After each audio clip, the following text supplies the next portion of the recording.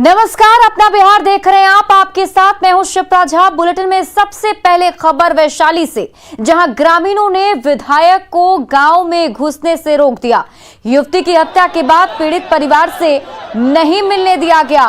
पातेपुर के बीजेपी विधायक लखिंद्र कुमार रोशन को वो उनसे मिलने के लिए पहुंचे थे, लेकिन उन्हें वहां पहुंचना महंगा पड़ गया।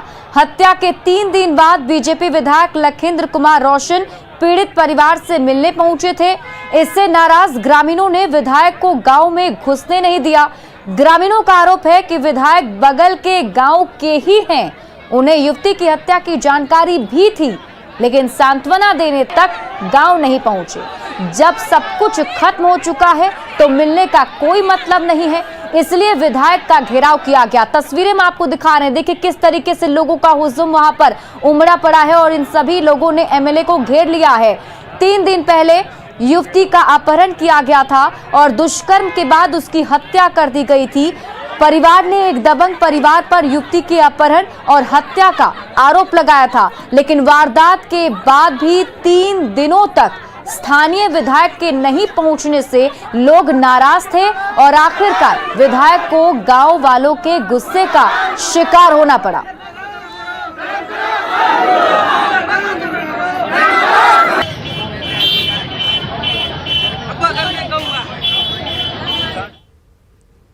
और अब बात भ्रष्ट अधिकारियों पर जारी कार्रवाई की, जिसकी जद में आज 16वां भ्रष्ट अधिकारी आ गया।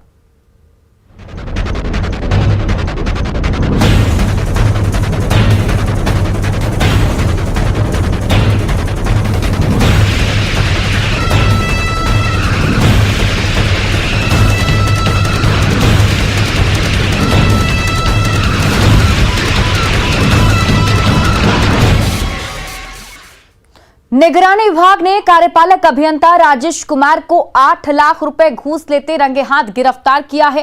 कार्यपालक अभियंता बीसीडी डिवीजन पटना हाईकोर्ट में पदस्थापित हैं। इनके खिलाफ संवेदक गोपाल शरण सिंह ने शिकायत की थी कि उन्होंने पटना हाईकोर्ट में रंग रोगन और बिजली से जुड़े 80 लाख का काम कराया था और बिल भुगतान के लिए उनसे 8 लाख रुपए घूस की मांग की जा रही थी। गोपाल शरण सिंह की शिकायत के बाद निगरानी की टीम ने छापेमारी की और रंगे हाथ गिरफ्तार कर लिया। अभियंता राजेश कुमार के घर पर सर्च ऑपरेशन भी चल रहा है।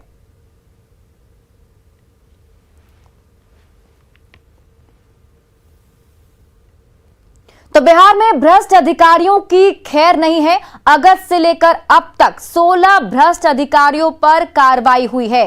तो चलिए आपको बताते हैं कि कब कब किन पर कार्रवाई हुई। 29 अगस्त को दरभंगा में एग्जीक्यूटिव इंजीनियर पर कार्रवाई हुई थी। 2 नवंबर को बेतिया के सीओ श्यामकांत प्रसाद पर कार्रवाई हुई। वहीं 18 नवंबर को मगध विश्वविद्यालय के वीसी राजेंद्र प्रसाद पर कार्रवाई की गई। 26 नवंबर को खनन मंत्री के ओएसडी मृत्युंजय कुमार पर निगरानी विभाग की टीम ने कार्रवाई की। 28 नवंबर को रोहतास के पदाधिकारी राजेश कुमार पर गाज गिरी। 11 दिसंबर को हाजीपुर के पदाधिकारी दीपक कुमार पर भी गाज गिरी।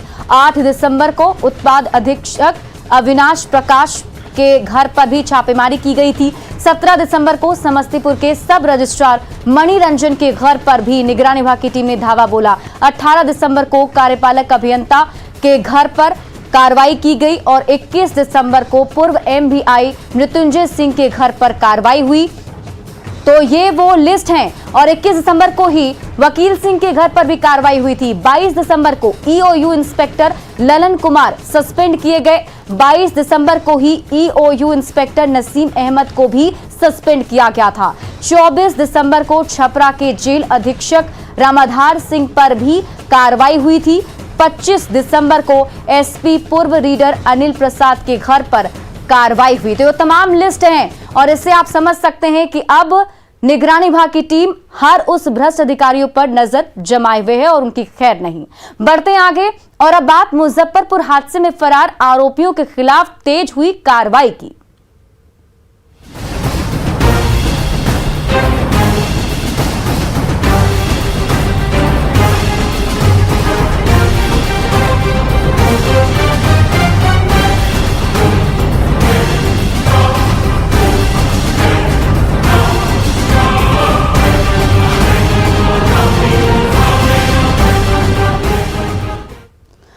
मुजफ्फरपुर बॉयलर ब्लास्ट मामले में आरोपियों के खिलाफ कार्रवाई तेज कर दी गई है। फैक्ट्री मालिक के खिलाफ फैक्ट्री के बाहर श्रम संसाधन विभाग की तरफ से नोटिस चिपकाया गया है और उसमें 29 दिसंबर की तारीख दी गई है, जिसमें सारी जानकारी देने की बात कही गई है। अगर 29 दिसंबर तक जानकारी नहीं दी जाती है तो कार्रवाई होगी। इस मामले में फैक्ट्री के मालिक विकास मोदी और उनकी पत्नी श्वेता मोदी समेत 5 नामजद आरोपी अब तक फरार हैं, जिनकी गिरफ्तारी के लिए एसआईटी का गठन कर दिया गया है।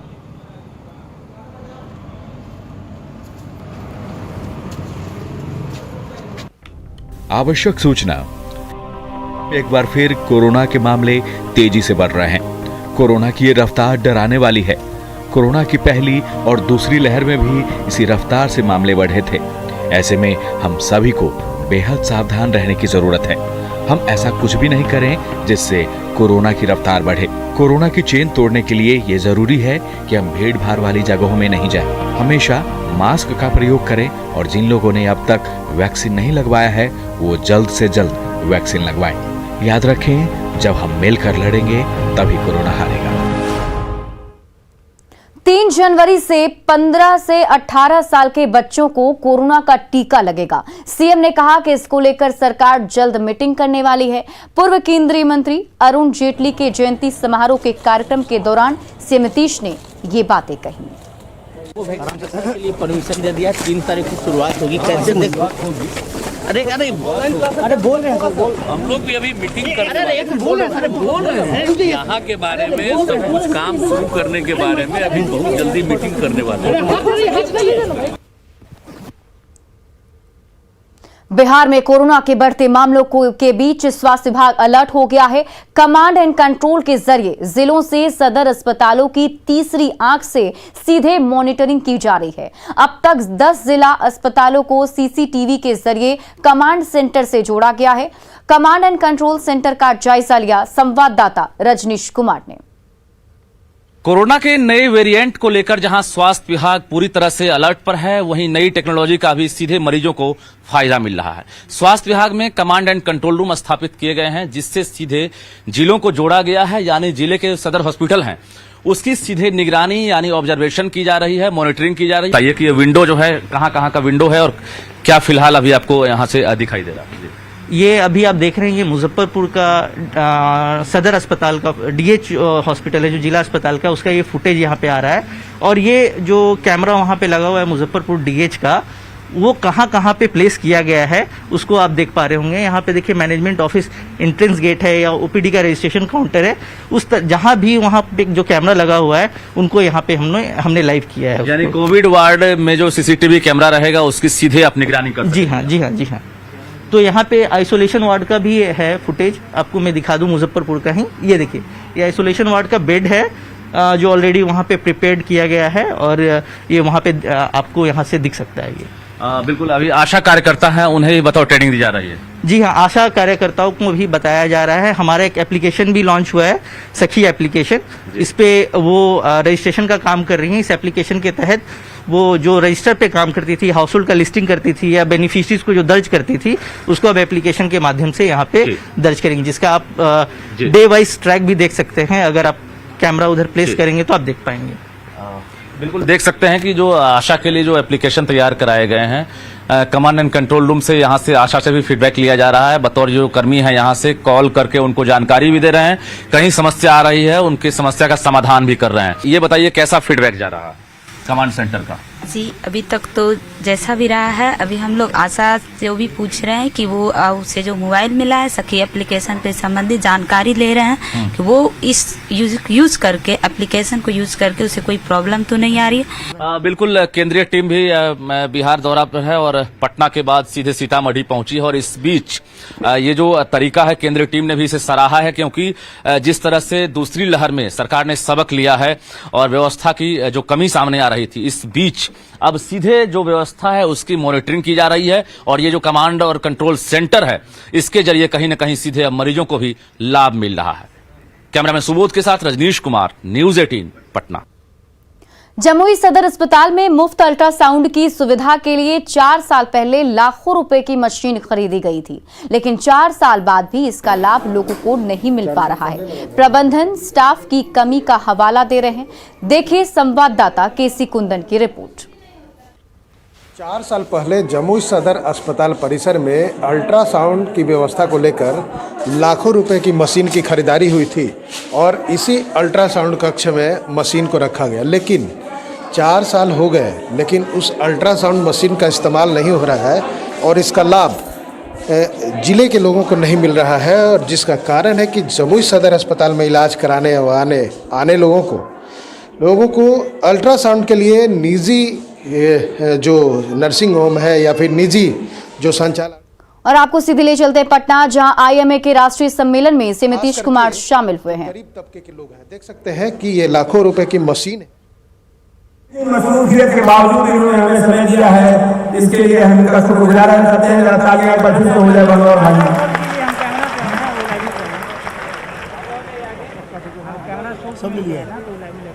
अब समय की नजाकत को देखते हुए सबसे पहले मैं बुके, स्टॉल और मोमेंटो से अपने मुख्य अतिथि जो आए हुए हैं सबका हम स्वागत करते हैं।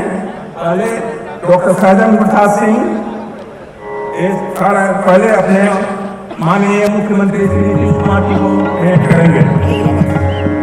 ये बहुत ही अच्छा है जब राष्ट्रीय अध्यक्ष सहजन प्रसाद सिंह बिहार के मुख्यमंत्री का स्वागत कर रहे हैं।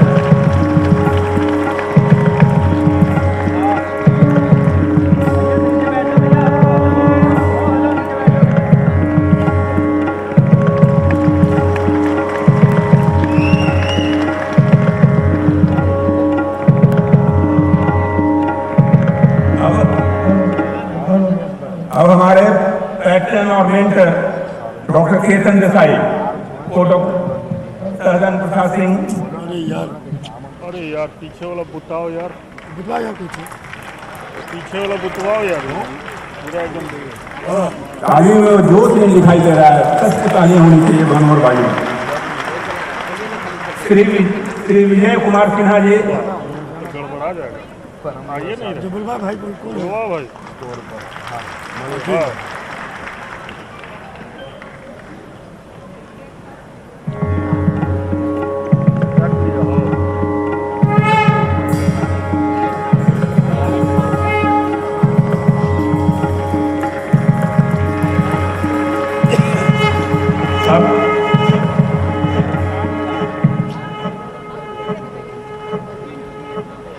अब श्री विजय कुमार चौधरी बिहार के माननीय शिक्षा मंत्री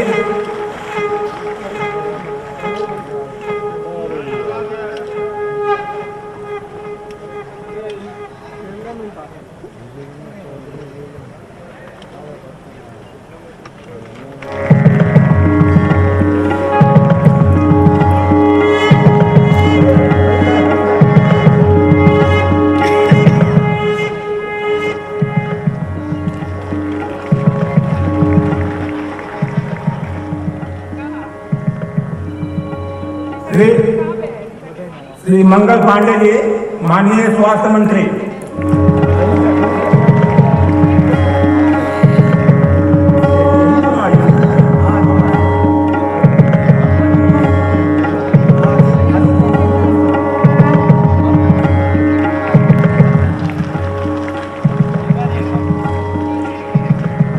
अब Shri Deepak Kumar ji,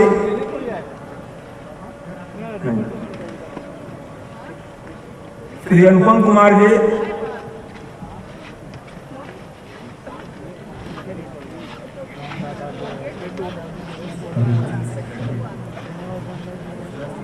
additional chief secretary,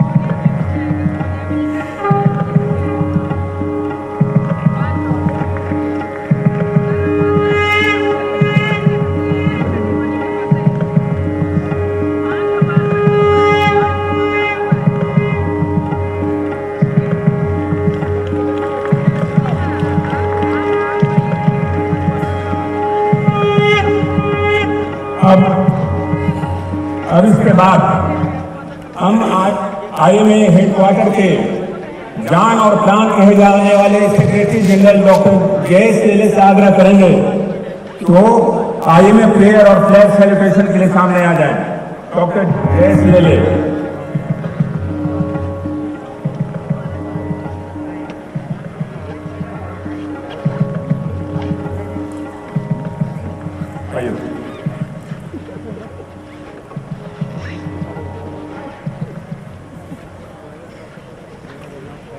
Dear friends, please rise for the IMA prayer. Please repeat IMA prayer only. May everybody be happy. May everybody be healthy. May everybody be free from pain. May everybody be free from sorrow.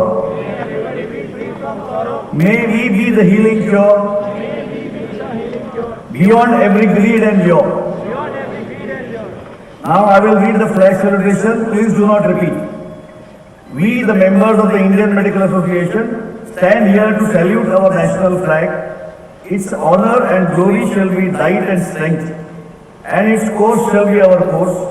We pledge our allegiance to it, and realizing our responsibilities as the accredited members of this national organization, we swear we will dedicate everything in our power to see it fly high in the committee of nation.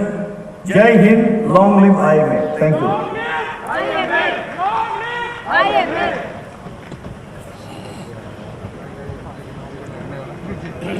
Thank you, बहुत बहुत धन्यवाद doctor लेले। अब एक ऐसे शख्स को मैं बुला रहा हूं जो IMA के सुख में दुख में कभी भी इन्होंने IMA का साथ नहीं छोड़ा, स्तंभ की तरह खड़े रहे, चट्टान की तरह खड़े रहे। डॉक्टर विजय शंकर सिंह स्वागत भाषण करेंगे। डॉक्टर विजय शंकर सिंह।